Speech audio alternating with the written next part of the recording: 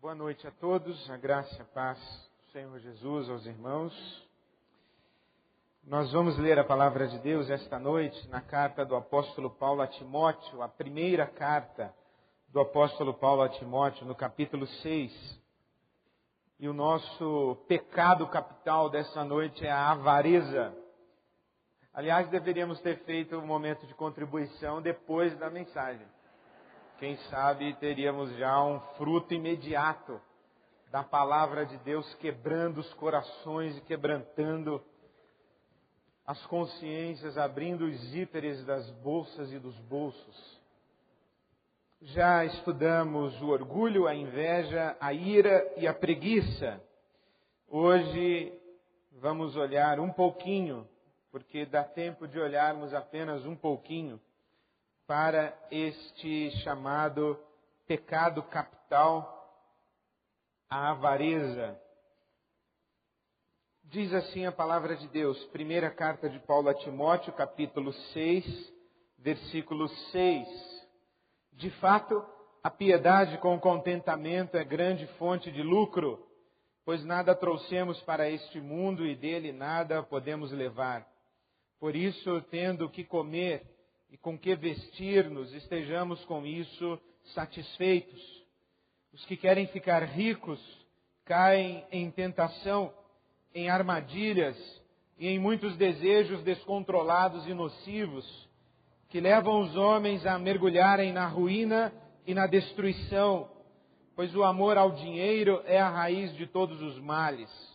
Algumas pessoas, por cobiçarem o dinheiro, desviaram-se da fé e se atormentaram com muitos sofrimentos. Verso 17.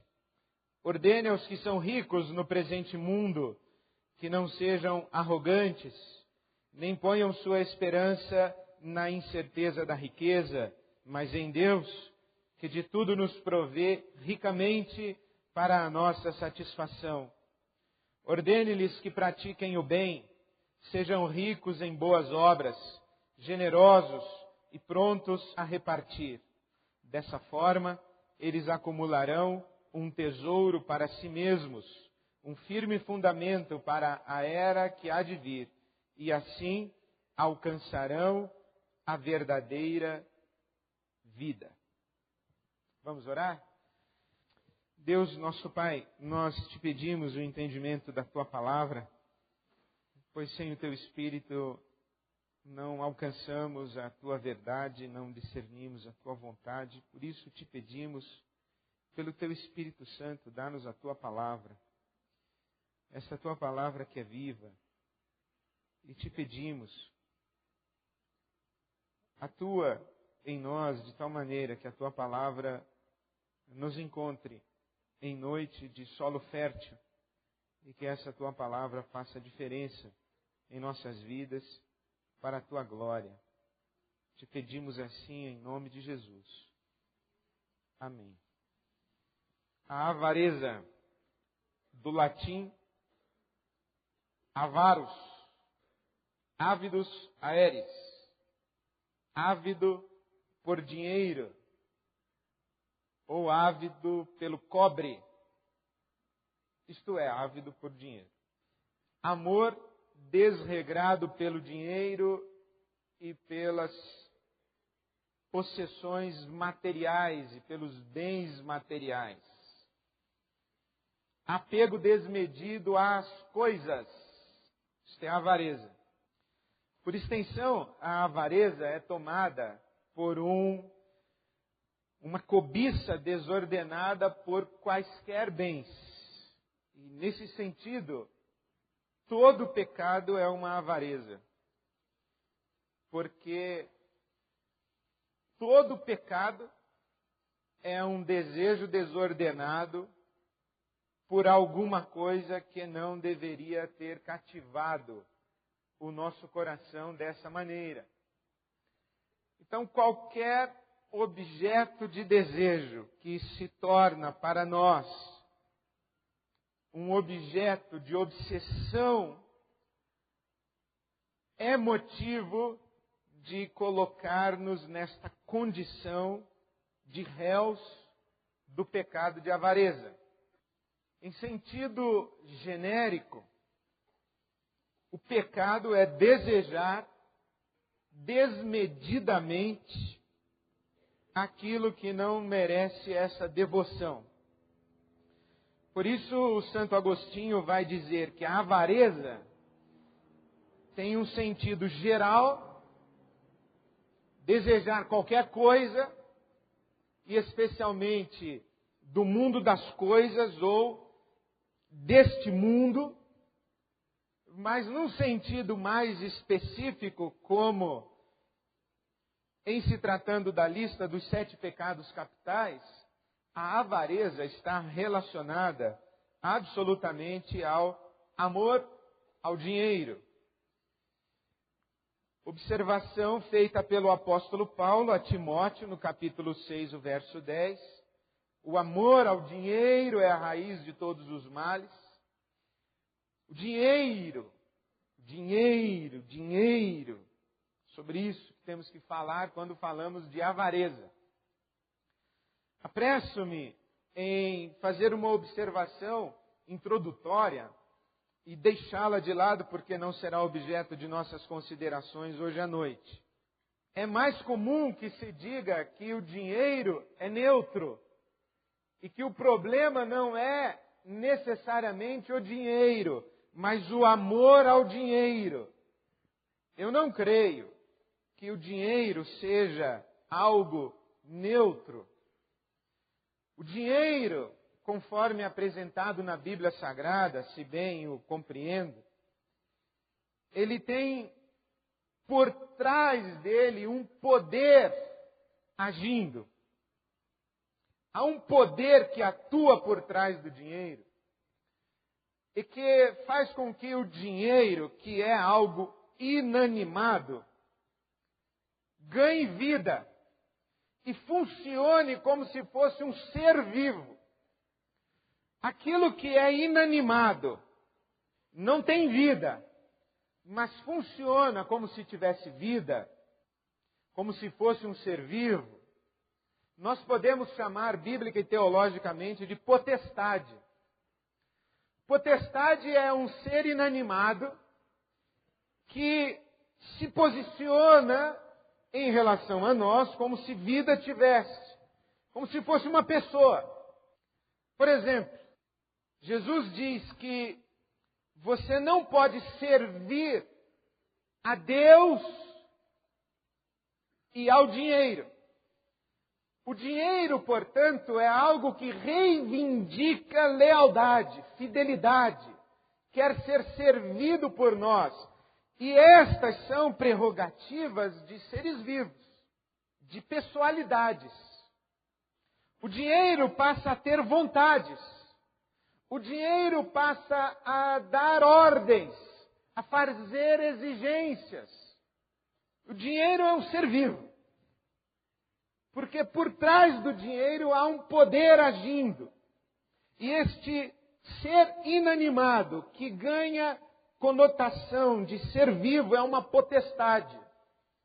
E vai tentar nos controlar, vai tentar abusar de nós, vai tentar ser senhor de nossas consciências e vontades. Dinheiro não é neutro. Neutro é copinho de café usado. Neutro é saco de pão amassado. Isso é neutro. Se você passar por um copinho de plástico, de água, no chão, se você não for civilizado, você vai passar direto.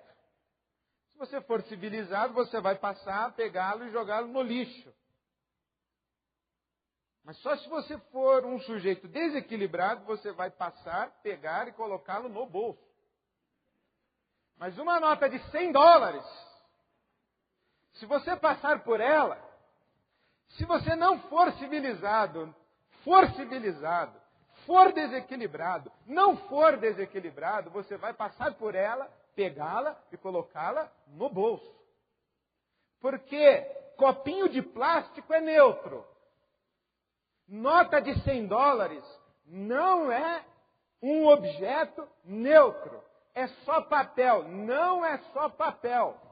É papel com valor. E papel com valor é papel com poder. E papel com poder não é neutro. Aquilo que tem valor tem poder.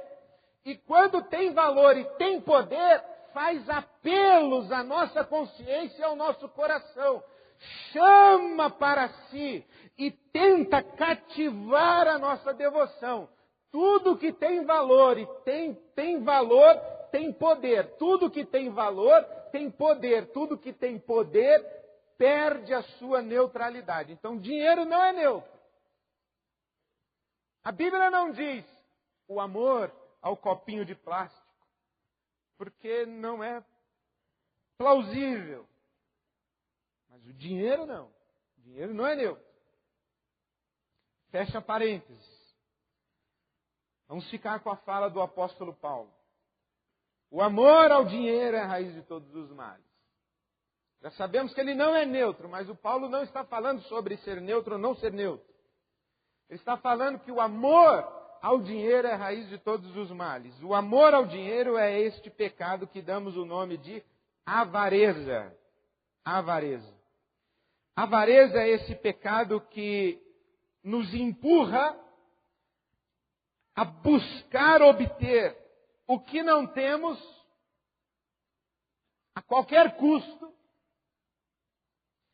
e nos faz tentar preservar o que temos a qualquer custo. Isso é avareza. Quando temos necessidade de posse, quando a nossa pronúncia é meu, isto é minha, aquilo é meu, isto é meu, aquilo é minha. Estas falas possessivas são as falas próprias da avareza. Quais são as consequências da avareza? A primeira delas é uma confusão de valores. A piedade com contentamento é grande fonte de lucro. Troca-se a piedade pelas coisas. Troca-se a piedade pelo dinheiro. Troca-se a vida correta pelas posses.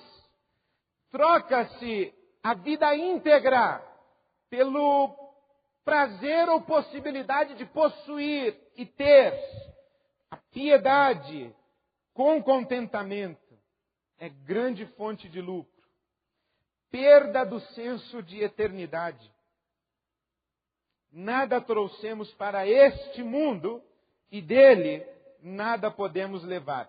Conta-se que Alexandre o Grande exigiu ser sepultado com a sua mão tendo sido arrancada, pendurada do lado de fora do seu sepulcro, para que ficasse evidente que, apesar de ter conquistado tudo, até que não houvesse nada mais a conquistar, ele morto deste mundo nada levaria.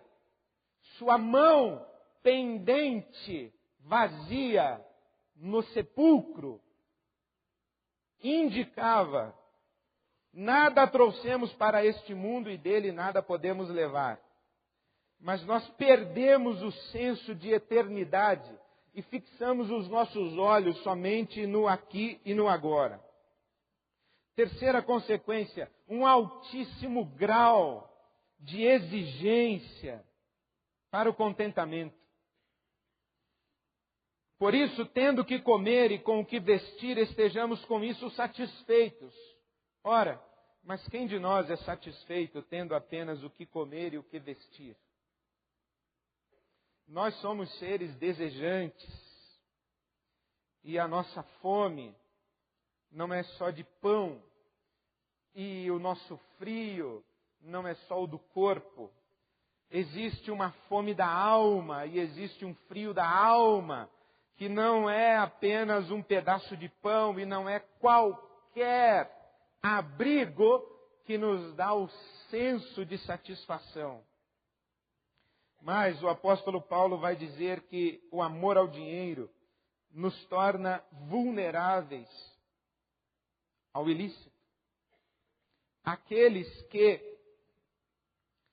querem ficar ricos caem em tentação. Caem em tentação. Caem em armadilhas e se tornam cativos de desejos descontrolados e nocivos. O amor ao dinheiro nos vulnerabiliza ao ilícito. Por isso é que o Salmo 73 é um salmo lúcido, verdadeiro e perigoso.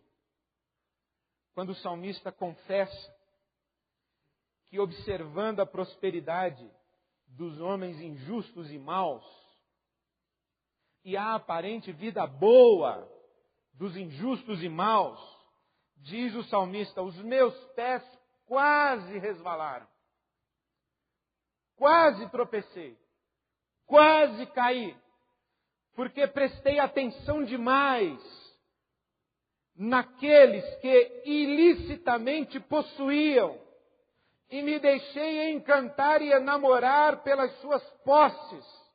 E cheguei a considerar a possibilidade de praticar o mesmo ilícito para que pudesse chegar às mesmas posses. Paulo apóstolo disse a mesma coisa. Quinta consequência da avareza e do amor ao dinheiro: sofrimento e destruição. O amor ao dinheiro leva os homens a mergulharem na ruína e na destruição. E faz com que pessoas se atormentem com muitos sofrimentos. Sexta consequência da avareza e do amor ao dinheiro: a perda da fé. Porque cobiçaram o dinheiro, desviaram-se da fé. E sabe como a gente se desvia da fé? Veja que há uma diferença entre negar a fé e desviar-se da fé. Negar a Jesus é dizer, não creio mais, não confio mais, não quero mais. Cheguei a outras conclusões. Estou consciente, deliberadamente descartando Jesus e o seu projeto de vida. Isto é, estou negando. Isto é negar a fé. Agora, desviar-se da fé não é negar a fé. É desviar-se da fé.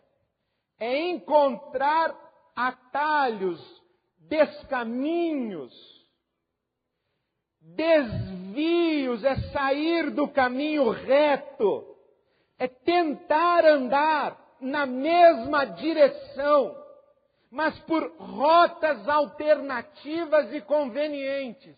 A maneira como nós explicamos isso é através da racionalização.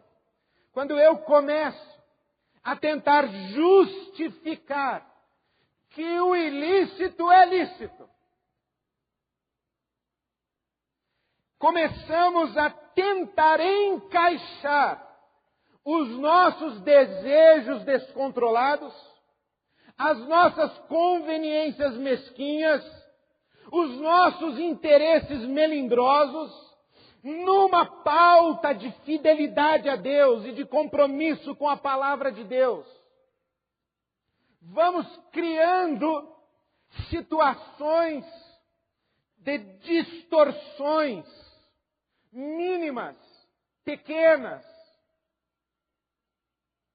construindo lógicas paralelas, achando justificativas. Passamos a medirmos-nos pela média da sociedade e dizemos todo mundo faz. Não é pecado porque não é escandaloso. E então vamos nos desviando, mas aquilo que é um pequeno desvio hoje e amanhã é mais um pequeno pequeno desvio e mais um pequeno desvio se torna um grande desvio, e num determinado momento eu já desdenho da fé. Começo a chamar aqueles que antes para mim eram modelo de fidelidade, eu começo a chamá-los de conservadores. Eu começo a chamá-los de legalistas, moralistas. Ora, mas antes eram um modelo de piedade. Mas agora na verdade são obstáculos às minhas conquistas e aos meus desejos. A palavra começa a ser trabalhada de maneira a favorecer os meus interesses e as minhas intenções. Caímos num mundo sem Deus. O problema é que não existe mundo sem Deus. Quando nós deixamos o Deus justo e verdadeiro, nós passamos a seguir outro Deus, um falso Deus. E caímos nesse amor ao dinheiro, amor às coisas, perda do senso de eternidade, supervalorização e absolutização do aqui e do agora, cativeiro de desejos. Nós caímos, acredito eu, nesta sociedade competitiva e nessa sociedade egocêntrica. Caímos nessa cadeia chamada mercado e neste mundo caótico do consumo. Por quê? Porque temos dentro de nós uma falta que acreditamos será suprida pela próxima aquisição. E aí vivemos a ciranda do desejo, que é definida pelo esforço de multiplicar ou substituir. Eu tenho uma falta que não me é preenchida, então eu acredito que esse sapato novo vai preencher a minha falta, então eu compro um sapato novo. Aí não preencheu, eu compro outro sapato novo. Não preencheu, eu compro outro sapato novo. Mas não preenche. Sabe por quê? Porque sapato novo é novo por quanto tempo? Quanto tempo demora um sapato para deixar de ser novo? Por exemplo, quando você sai do cabeleireiro com o cabelo novo, durante quanto tempo ele é novo? Zygmunt Bauman, que é um analista da nossa sociedade de mercado, de consumo, ele fala algo muito interessante do porquê consumimos tanto. Ele diz que nós consumimos porque consumir nos faz sentir. Um objeto novo traz para nós uma sensação nova. Um objeto novo traz para nós um sentimento novo. Quando eu coloco um sapato novo, é um sapato novo. Aí eu fico olhando para o meu sapato, eu vou olhando. Fico conversando com você, de vez em quando dou uma olhada. Meu sapato novo. Eu me preocupo se você vai pisar, se o seu filho é meio descuidado, vem tropeçando em mim, eu saio e tal. Sapato novo. Mas dali a pouco ele já não é mais novo. Pode pisar, pode... Já nem olho mais. O que eu preciso? Outro sapato novo. Para sentir novamente aquela emoção de estar usando um sapato novo. Agora imagina quem tem um sapato que dura 10 anos. Por exemplo, um camarada que vem para mim e fala, pastor, esse sapato aqui pode comprar, dura 10 anos. Eu falo, não quero. Não quero. Sapato que dura 10 anos, para mim não presta. Bom sapato que dura 1 ano só. Olha lá. 6 meses. E compra um novo. O mesmo sapato, você tô 10 anos, vê uma mesma cara do mesmo sapato. Mas ninguém aguenta. Quem não tem coisa nova, não tem emoção nova, não tem sentimento novo. Essa é a visão do Bauman. Não sou eu que estou falando. Zygmunt Bauman. Ele diz, quem não tem uma coisa nova, não tem um sentimento novo. E eu penso que é essa a raiz, o que está por trás do amor ao dinheiro. O que está por trás não é o amor ao dinheiro como um objeto fim. É o amor ao dinheiro como objeto meio. É porque é através dele. Por isso que existe aquele ditado que diz assim, o dinheiro não traz a felicidade, manda buscar. Porque através do dinheiro eu vou chegar a algum lugar. O dinheiro me confere poder para chegar a algum lugar que acredito vai matar essa minha fome, vai saciar essa minha falta. Daí já se explica por que o amor ao dinheiro é pecado. Por que é pecado? Eu diria que o amor ao dinheiro é pecado. Porque, em primeiro lugar, ele implica idolatria. Quando eu canalizo minha devoção para algo que não é Deus, e acredito que esta ciranda de multiplicar, ter mais, ou substituir, joga esse fora, pega outro, joga esse fora, pega outro, ter mais do mesmo, ou um monte de coisa diferente, se eu acredito que essa ciranda vai me satisfazer, então eu caio na idolatria. Porque Deus saiu de foco. E aí Jesus diz, você não pode servir a Deus e ao dinheiro. Você tem que escolher qual será a sua fonte de satisfação. Agora, é pecado porque nesta sociedade de competição egoísta, de mercado e de consumo, isso conspira contra a generosidade e a solidariedade. Porque eu tenho falta, e quem tem falta não reparte. Me falta. Como posso repartir com você se eu tenho falta? Se o que eu tenho já não me é suficiente, quanto mais repartindo. E pior do que uma sociedade que conspira contra a generosidade, é uma sociedade que conspira contra a justiça. Por quê? Porque o meu acúmulo pode sim significar a sua falta. É o famoso uns com tanto e outros com tão pouco. E o espírito da Bíblia Sagrada é que quem colheu demais não teve sobrando e quem colheu de menos não teve faltando. E isso suscita uma boa discussão para nós que somos cristãos. Eu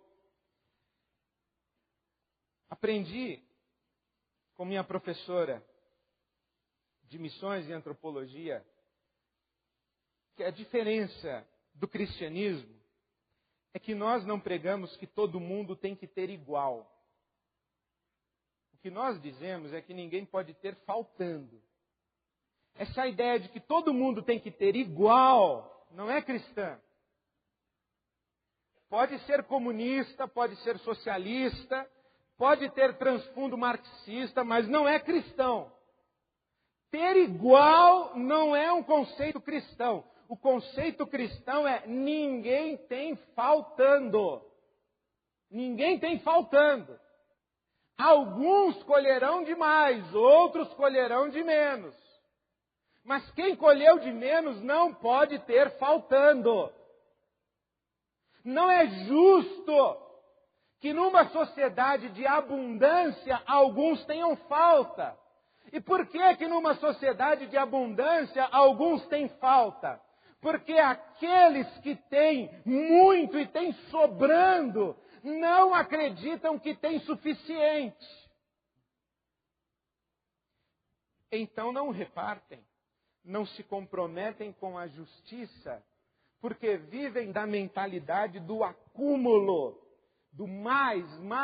E uma coisa é verdadeira, se você não se satisfaz com um, não se satisfaz com 1000. Eu vou falar sobre isso na luxúria, mas vou só abrir um parêntese para você. Se você é um homem que de vez em quando vê uma mulher bonita e fala assim, pô, se eu tivesse uma mulher dessa eu ia ser feliz. Má notícia para você. O Salomão pensou isso aí 1000 vezes. 1000! Nós não nos resolvemos pela multiplicação, pelo acúmulo e pela substituição. A satisfação nossa está numa outra categoria e numa outra experiência. Mas chegaremos lá. Quais são os pecados filhos da avareza? Tomás de Aquino diz que são 7. Dureza de coração, por causa do desejo excessivo de conservar o dinheiro. O coração deixa de se abrir às necessidades dos outros. Inquietação e ansiedade, como é que eu consigo mais? Como é que eu não perco o que tenho?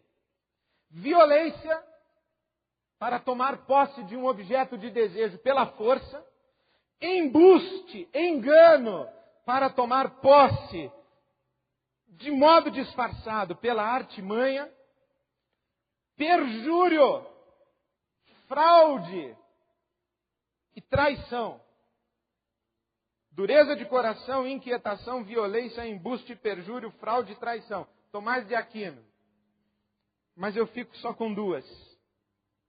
A primeira, arrogância, prepotência. É próprio do rico achar que tudo pode. Ordene aos que são ricos no presente mundo que não sejam arrogantes, nem ponham sua esperança na incerteza da riqueza, mas em Deus.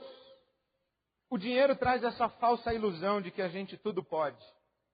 Mais do que isso, o dinheiro traz a falsa noção de que somos melhores do que os outros que não conseguiram amealhar tanto dinheiro quanto nós. Parece até um pleonasmo, rico prepotente, rico arrogante. É mesmo difícil achar um rico humilde, um rico simples. É difícil. Mas às vezes, e a gente fala tanto mal do rico, mas tem pobre que é mais arrogante e prepotente do que rico. Porque tem amor ao dinheiro igualmente o rico. A diferença entre o rico e o pobre, ou alguns ricos e alguns pobres, não é que um rico é prepotente e arrogante e o pobre é humilde e simples. Não, é que um tem dinheiro, o outro não tem, mas os dois são prepotentes e arrogantes. Porque os dois confiam no poder do dinheiro. O pobre dizendo, no dia em que eu tiver, então... Quantas pessoas você conhece que já disseram para você o seguinte, eu só preciso de 5 mil reais. 5 mil reais resolvem a minha vida para sempre, eu não te incomodo mais. 5. Quando uma pessoa chegar para você e fala, eu só preciso de 5, pula fora. Pula. Indica alguém, fala, olha, eu conheço uma pessoa que tem o dom da generosidade, dá o telefone de outro cara e pula fora. Porque não existe esse negócio de que 5 mil reais resolvem a minha vida. Isso não existe. Dinheiro não resolve a vida de ninguém.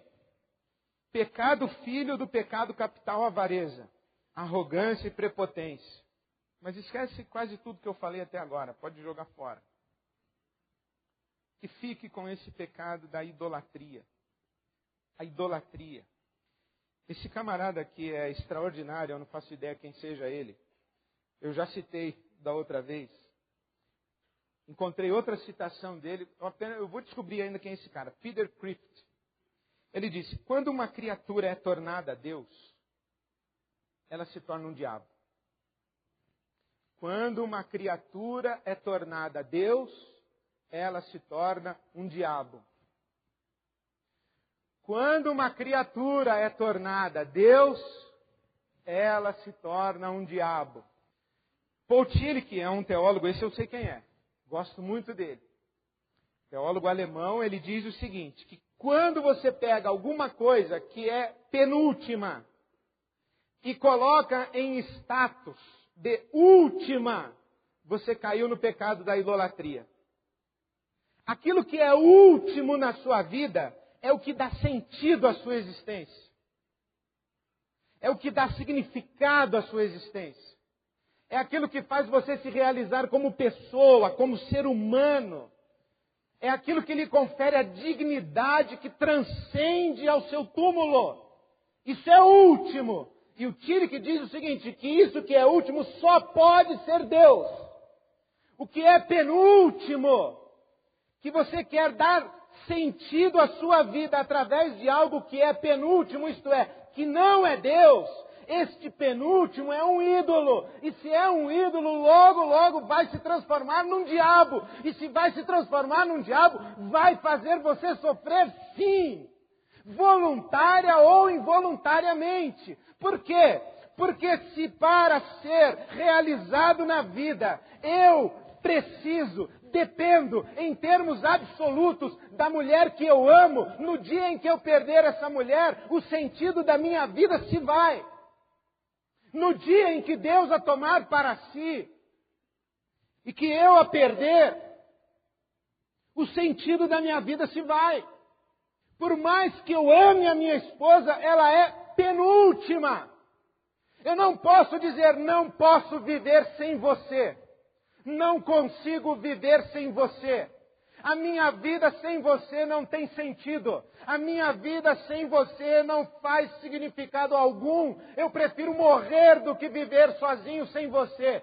Isso não pode acontecer, porque eu coloquei algo que é penúltimo na categoria de último. E aquilo que é penúltimo e está na categoria de último é um ídolo. E se é um ídolo, vai se tornar um diabo. Vai exigir a minha devoção. Vai exigir que eu sacrifique a minha dignidade. Vai exigir que eu inverta a minha ordem de valores. Vai exigir que eu comprometa as minhas prioridades. Vai exigir que eu faça concessões. Vai exigir que eu abaixe a minha cabeça quando não deveria. Vai exigir que eu sacrifique a minha própria integridade como pessoa e como ser humano em função daquilo lá que eu acredito que não posso viver sem. A única coisa sem a qual não posso viver sem é Deus. Mais nada. A única coisa que deve exigir que eu mude meus valores, minha consciência, é Deus. O resto é penúltimo. E poucas coisas têm essa capacidade de fazer a nossa cabeça virar quanto o dinheiro. Essa é a idolatria. Ser cativo dessa idolatria do amor ao dinheiro. Aí você diz assim, pastor, eu não sou idólatra. Eu não tenho amor ao dinheiro. Tá bom, então isso significa que você é generoso. Que você é generosa. Que você dá, que você doa, que você reparte. Tudo. Porque a avareza traz consigo uma conotação, tem um fundo, né? Tem um fundo de falta. Falta. E quando eu convivo com esse senso de falta, eu convivo dentro da cultura da escassez. Da necessidade de economizar. De reter, de cuidar bem comigo, é para mim, é só meu. Não posso repartir porque se já não é suficiente para mim, então eu tenho mentalidade de escassez, cultura de falta. Na minha cabeça tudo tem que ser economizado. Aí eu vivo na lei do menor esforço. Eu faço o mínimo necessário. Eu não sou pródigo. Eu lembro quando me casei, que eu achava que a minha mulher não tinha que ficar dando beijo em ninguém, não, cumprimentando os outros com beijo.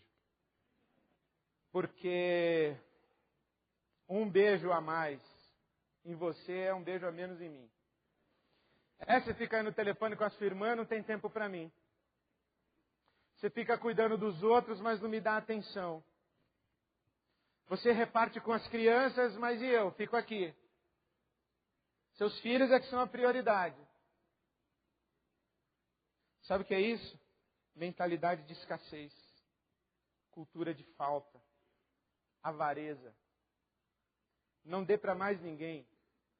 O recurso que está em sua mão, a riqueza que está em sua mão, não compartilhe com mais ninguém. Se você me ama, é meu irmão e me ama, compartilhe só comigo.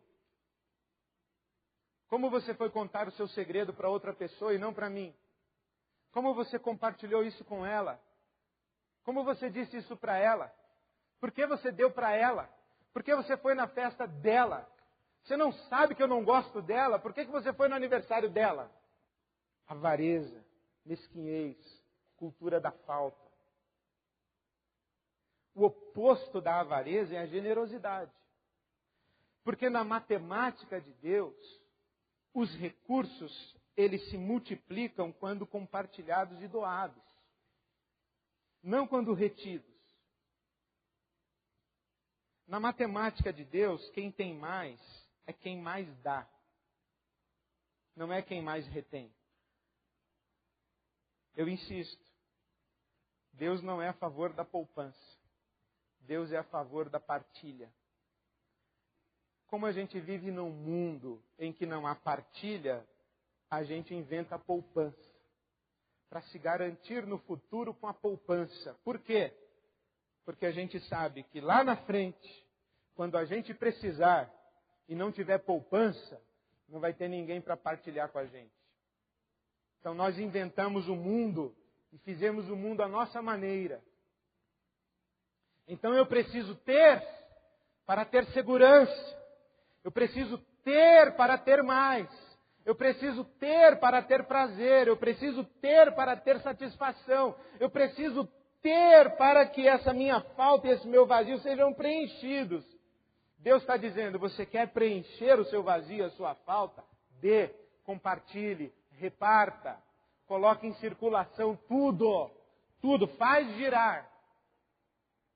Sabe por quê? Porque quanto mais abraço, mais capacidade de abraçar. Quanto mais eu sou capaz de cuidar de alguém que não me é próximo, mais eu sou capaz de cuidar de alguém que me é próximo. Porque o egoísmo é assim, eu sou egoísta em relação ao sujeito que está lá na esquina, mas eu sou egoísta também aqui, ó, a minha cunhada, ao meu cunhado, ao meu irmão, à minha irmã. Eu sou egoísta também o meu primo, a minha prima, eu sou egoísta.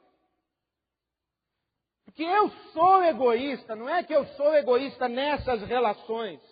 Eu sou egoísta em relação ao chinês e em relação à minha mulher. Eu sou egoísta, eu sou avarento, eu vivo na cultura da falta, na mentalidade da escassez. O oposto da escassez é generosidade. É fazer mais, fazer além do esperado, dar mais, dar mais. Eu fico pensando, as pessoas que perguntam sobre dízimo, pastor, tem que dar 10%, é 10% do líquido ou do bruto? Companheiro, quando você começa a fazer conta numa relação, é porque o amor está fora da relação. Repito. Toda vez que você está fazendo conta, a relação não é uma relação de amor. Relação de amor não faz conta. Quer um exemplo? A minha esposa vem para mim e diz assim, se você me ama de verdade, você vai me dar pelo menos 3 beijos por dia. Se contentará com pouco. Mas 3, para um cara egoísta que nem eu, já está bom. Se ela conseguir 3, já é vitória. Se você me ama de verdade, 3 beijos por dia no mínimo. No dia em que eu estiver sentado, vendo os gols da rodada, pensando, ou será que eu já dei 3 beijos nela? Ou eu dei 2? Dei 3. Não, dei um de manhã, um quando saí. Não, foi só 2. Não, acho... eu em todo caso vou lá dar mais um, que é para desencargo de consciência. Eu devia chegar para ela e falar, não sei se já dei 2 ou 3 ou 4, mas vai mais um aí para você não reclamar. Isso é beijo? Eu te pergunto, isso é beijo? Isso é beijo que se dê? Meu Deus do céu! Senhor, eu não sei se é 10% do bruto do líquido, mas em todo caso vai do bruto, que a pessoa não ficar chateada. Aí Deus fala assim, mas não quero isso aí, essa porcaria, pode levar embora. Não quero. Eu quero amor, eu quero o seu coração. E quando você tem coração, você não faz conta se é 10%, 7%, 15%, 3 beijos, 5 beijos, 2 abraços. Você não faz conta, você se dá. Porque no amor a gente se dá. Quando a gente começa a fazer conta, o espírito da avareza chegou. Por isso que eu gosto desse texto de Gênesis 24, uma história muito bonita, em que Abraão manda o seu servo, e vou terminar aqui. Abraão manda o seu servo buscar uma esposa para Isaac. Era costume da época, e o servo de Abraão partiu e levou consigo 10 camelos. Gênesis 24, 10. E ele tinha que encontrar uma esposa para Isaac, filho de Abraão. Então o servo de Abraão falou, como é que eu vou encontrar uma mulher decente para o filho do patrão? Olha a responsabilidade desse camarada. Tem que encontrar a mulher do filho do Abraão. A mulher do filho do patrão. Como é que eu vou encontrar essa mulher? Aí olha o critério que ele usa. Capítulo 24 do Gênesis, versículo 11. Ao cair da tarde, quando as mulheres costumam sair para buscar água, ele fez os camelos se ajoelharem junto ao poço que ficava fora da cidade. Era costume que as mulheres saíam para o poço fora da cidade buscar água. Por isso que Jesus se encontra com a mulher samaritana lá no poço, fora da cidade. Era costume. Então as mulheres saíam e iam ao poço buscar água. Isso é uma sociedade legal. Quem pega balde é mulher, não homem. O homem fica em casa para ela voltar com o balde d'água, tá certo? Então, e é cultura mesmo. Porque aqui, veja que interessante, o camarada, ele põe os camelos dele deitados em volta ou próximos ao poço, fica por ali esperando que as mulheres cheguem para pegar água. Então, ele orou no versículo 12 de Gênesis 24. Senhor, Deus do meu senhor Abraão, dá-me neste dia bom êxito e seja bondoso com o meu senhor Abraão. Como vês, estou aqui ao lado desta fonte e as jovens do povo desta cidade estão vindo para tirar água. Concede que a jovem a quem eu disser, por favor, incline o seu cântaro e dê-me de beber, e ela me responder, bebe, também darei água aos teus camelos, seja essa a que escolheste para teu servo Isaque. Saberei assim que foste bondoso com o meu senhor. Veja que critério interessante. O servo diz, eu vou pedir água para a mulher. Se ela negar água, não é ela. Se ela me der água, e só para mim, também não é ela. Mas se ela disser, dou água para ti e para os teus camelos, 10 camelos, você pode imaginar o que é essa mulher tirando água para 10 camelos? Veja que interessante isso. O que isso demonstra? Eu não tenho medo de trabalhar, eu sou hospitaleira, eu dou mais do que me pedem, eu não tenho mentalidade de falta, eu não estou pensando que vai faltar água para mim se eu der água para você e para os seus camelos, e eu, como é que eu fico? Não, tem água para todo mundo, é mais, é abundância, é mentalidade de abundância, é cultura de abundância, não de falta, não de escassez.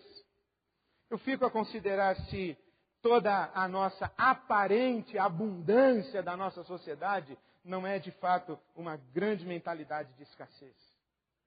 Se o fato de nós acumularmos tanto, se o fato de nós retermos tanto, repartirmos tão pouco, se isso não é, no fundo, uma grande mentalidade de escassez.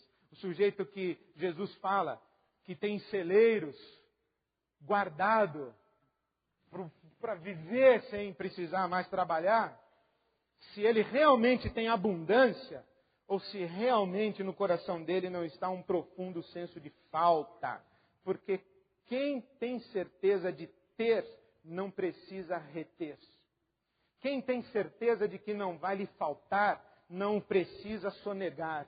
Quem tem certeza de ser suprido por Deus na dinâmica do amor e no fluir das relações de altruísmo e generosidade que são próprias da nossa espiritualidade cristã, não retém. É generoso. Sabe que quando colhe de menos não lhe falta, porque quando colheu demais não lhe sobrou, repartiu. Esse é o espírito da espiritualidade cristã. Eu lhes pergunto, como é possível vivermos isso numa sociedade como a nossa? Como é possível um pastor falar Preste atenção na sua poupança. Sempre que eu falei de poupança, eu fui criticado. Continuo falando. Não estou dizendo para você pegar a sua poupança e se desfazer dela. Estou dizendo, preste atenção na sua poupança. Como nós vamos conviver numa sociedade que fica insistindo para termos cada vez mais e acumulando? Como nós vamos viver numa sociedade sem nos deixarmos prender por esse espírito de avareza? Por esse espírito idolátrico de que o ter nos satisfaz, por esse espírito arrogante e prepotente de que o dinheiro nos resolve tudo e que se temos dinheiro é porque somos melhores do que os outros que não conseguiram ter aquilo que o nosso braço forte e a nossa capacidade trouxe para nós. Como nós vamos combater o espírito de avareza da nossa sociedade se nós mesmos formos os primeiros e os mais avarentos? Como vamos combater o espírito de avareza se nos aproximamos de Deus sempre em busca de algo de Deus para nós, em vez de nos aproximarmos de Deus com a gratidão pela graça de ter e ter para dar? Como combateremos o espírito de avareza se nos aproximamos de Deus com um senso de falta, em vez de nos aproximarmos de Deus com o coração grato, suprido, confiante, e porque grato, suprido e confiante, livre para ser generoso? Esse é o desafio que a vitória sobre o pecado capital, chamado avareza, coloca diante de nós. Vamos ficar em pé. E eu queria que nós terminássemos cantando um louvor a Deus, que na verdade é um louvor que se volta para nós. É uma palavra que se volta para nós, que diz que a diferença está no coração. E a diferença é o coração. Que diferente é o nosso coração quando estamos, de fato, debaixo desta bondade fiel do nosso Deus e o nosso Pai. Eu quero orar com você, por você, depois nós vamos cantar e nós vamos sair para viver e viver generosamente. Eu não vou pedir para você vir aqui à frente, mas eu queria pedir que você levantasse a sua mão se você dissesse: eu sou vítima da mentalidade de escassez, eu sou vítima do senso da falta, eu não reparto, eu no fundo, sou menos generoso, menos generosa do que gostaria de ser, porque eu sou vítima desta ansiedade quanto ao futuro, e eu acredito mesmo que eu tenho que fazer um pé de meia, senão não estarei seguro. É simples, hein? O sujeito que diz: se eu não tenho um pé de meia, não estou seguro, é um iludido.